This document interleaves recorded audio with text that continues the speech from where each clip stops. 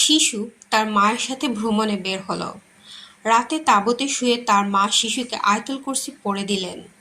কিছুক্ষণ পর একটি বিষাক্ত সাপ শিশুর কাছে এলো, কিন্তু হঠাৎ ঘুরে পালিয়ে গেল। সকালের লোকেরা বিস্মিত হয়ে জিজ্ঞেস করল, সাপটি কেন গেল? মা উত্তর দিলেন, আয়াতুল কুরসি পড়লে আল্লাহর ফেরেশতা দিয়ে পাহারা দেন। আয়াতুল কুরসি শুধু আমাদের নয়, আমাদের সন্তানদের জন্য ঢাল ও সুরক্ষা। প্রিয় ভাই ও বোনেরা, যদি ভিডিওটি আপনার উপকারে আসে তবে একটি লাইক দিয়ে উৎসাহ দিন।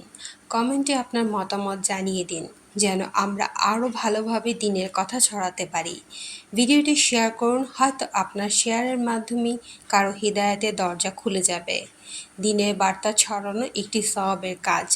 লাইক, কমেন্ট ও শেয়ার আপনার পক্ষেও সওয়াবের কারণ হতে পারে, ইনশাআল্লাহ।